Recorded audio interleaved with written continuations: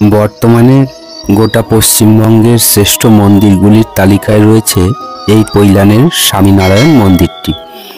প্রায় 200 একর জমির উপর নির্মিত এই মন্দিরটি প্রধানত মার্বেল, রাজস্থানের গোলাপি বেলে পাথর আর লাল পাথর ব্যবহার করে অসাধারণ স্থাপত্য কীর্তিতে গড়ে তোলা হয়েছে। আজকে এই মন্দিরের বিষয়ে বিস্তারিত জানার পাশাপাশি আরেকটি গুরুত্বপূর্ণ বিষয় জানব, যেটি হলো ভগবান স্বামীনারায়ণ সম্পর্কে। কে এই স্বামীনারায়ণ, যার নামে এত সুন্দর এবং এত সুবৃহৎ মন্দির, এবং বর্তমানে গোটা বিশ্বে এই স্বামীনারায়ণের মন্দিরের সংখ্যা হাজারেরও বেশি। শুধুমাত্র স্বামীনারায়ণ মন্দিরেই নয়, হিন্দুদের প্রায় সকল বিখ্যাত মন্দির, সেই মন্দির সৃষ্টির ইতিহাস, বিগ্রহ প্রতিষ্ঠার ইতিহাস ইত্যাদি বিষয়ে নিয়মিত তথ্য পেতে চ্যানেলটি সাবস্ক্রাইব করে পাশে থাকা বেল আইকনটি প্রেস করবেন এবং সেই সাথে ভিডিওটি লাইক, কমেন্ট ও শেয়ার করতেও ভুলবেন না। এবার ভগবান স্বামীনারায়ণ সম্পর্কে প্রথমে কয়েকটি গুরুত্বপূর্ণ কথা আলোচনা করা যাক। প্রথমে একটা জিনিস আপনারা লক্ষ্য করবেন, স্বামীনারায়ণ মন্দিরের আগে ইংরেজি BAPS কথাটি লেখা হয়। এই BAPS কথার অর্থ কী? এই সংক্ষিপ্ত রূপটি আসলে বোচাসনবাসী অক্ষর পুরুষোত্তম স্বামীনারায়ণ সংস্থাকে সংক্ষেপে বলা হয়।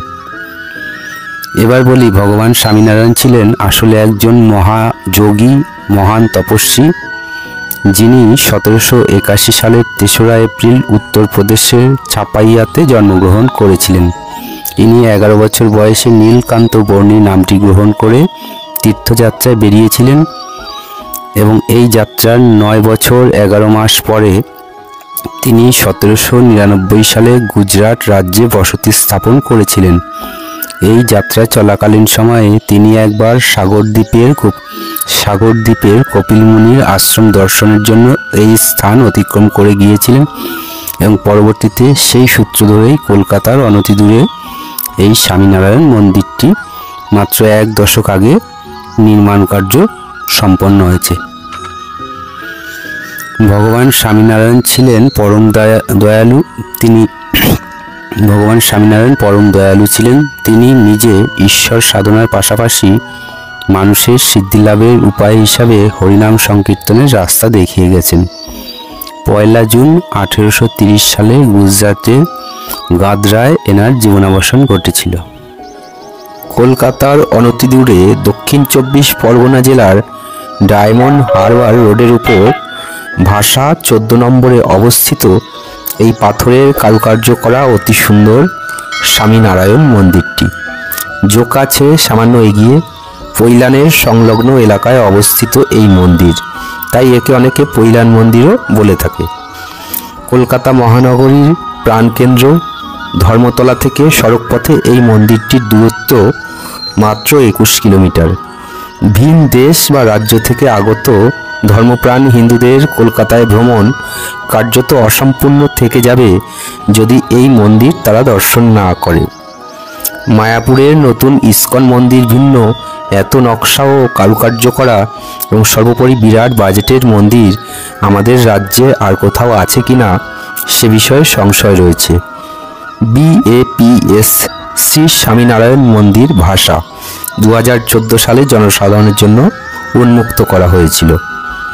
শিয়ালদহ থেকে 235 নম্বর বাসে এবং ধর্মতলা থেকে নামখানা বা ডায়মন্ড হারবার গামী হাজারো বাসে মাত্র 25-30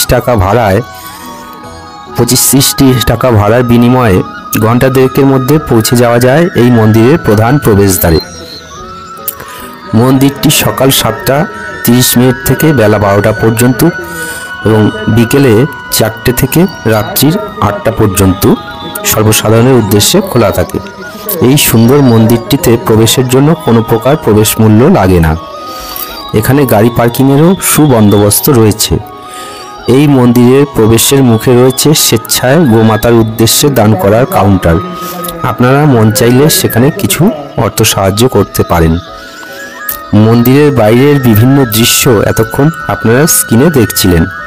এবার মূল মন্দিরের ভিতরে কোনো প্রকার ক্যামেরা বা মোবাইল অ্যালাউ নেই, তাই সেই ভাষায় অব্যক্ত অপরূপ সুন্দর কাহিনী মুখে বলে কিছুটা বোঝানোর চেষ্টা করব। মন্দিরটি দ্বিতল বিশিষ্ট প্রথমে উপরতলায় গিয়ে মন্দিরের বিগ্রহ সকল, মন্দিরের মার্বেল পাথরের চোখ ধাঁধানো নকশা, আলোকসজ্জা ইত্যাদি অবলোকন করতে হয়। এই উপরিতলে যে সকল দেবতারা পূজিত হন এনারা হলেন শ্রী শ্রী রাধাকৃষ্ণ যুগল, সেই সাথে পৃথক পৃথকভাবে রয়েছে শিব পার্বতী, শ্রীরাম সীতা যুগল এবং সেই সাথে ভগবান গণেশ ও হনুমানজিও পূজিত হন। এই সকল দেবতা ভিন্ন এই মন্দিরে পূজিত হন ভগবান স্বামীনারায়ণ, শ্রী ঘনশ্যাম মহারাজ, শ্রী হরেকৃষ্ণ মহারাজ প্রমুখ। উপরিতলায় এই সকল দেবতার দর্শন প্রণাম সম্পন্ন হলে সকলকে নিচতলায় ঠাকুর দর্শন করতে যেতে বলা হয়। নিচতলায় বিশালাকার হলঘরের মধ্যে কাচের কক্ষে ভগবান স্বামীনারায়ণের বিগ্রহ রয়েছে। এই বিগ্রহকে অভিষেক করার ব্যবস্থাও রয়েছে। এর জন্য 50টি টাকা নেয় বটে, কিন্তু তার বিনিময়ে 1 প্যাকেট করে প্রসাদ এনারা দিয়ে দেন। রথযাত্রা উৎসব এখানে বিশেষভাবে পালিত হয়, কিন্তু কালী পুজোর পরের দিন অর্থাৎ কার্তিক মাসের শুক্লপক্ষের প্রতিপদ তিথিতে, অর্থাৎ যেদিন অন্নকূট মহোৎসব বা গিরি গোবর্ধনের পূজা করা হয়, সেই দিনটিতে এখানে প্রতি বছর মহা সমারোহে বাৎসরিক উৎসব পালিত হয়। এ সময় দেশ দেশান্তর থেকে বহু ভক্ত এখানে উপনীত হন। কেবলমাত্র স্বামীনারায়ণ মন্দিরই নয়, হিন্দুদের প্রায় সকল বিখ্যাত মন্দির, সেই মন্দির সৃষ্টির ইতিহাস, বিগ্রহ প্রতিষ্ঠার ইতিহাস ইত্যাদি বিষয়ে নিয়মিত ভিডিও আমার এই চ্যানেলে আপলোড করা হয়। তাই চ্যানেলে নতুন হয়ে থাকলে অবশ্যই চ্যানেলটি সাবস্ক্রাইব করে পাশে থাকা বেল আইকনটি প্রেস করবেন এবং সেই সাথে ভিডিওটি লাইক, কমেন্ট ও শেয়ার করতেও ভুলবেন না। এই মন্দিরের অফিস, বুক স্টল, গোশালা, দেওয়ালের বিভিন্ন অংশের নকশা, প্রসাদ গ্রহণের প্রক্রিয়া, রেস্টুরেন্টের সুলভ মূল্যে নানা প্রকার মজাদার খাবার এবং সর্বোপরি এই মন্দির সৃষ্টিমূলে যে গভীর রহস্য, তার সমস্ত কিছু অন্য একটি ভিডিওতে আলোচনা করব। ততক্ষণ পর্যন্ত আপনারা সকলেই খুব ভালো থাকবেন, আনন্দে থাকবেন। ঈশ্বর আপনাদের সকলের মঙ্গল করুক। জয় গুরু।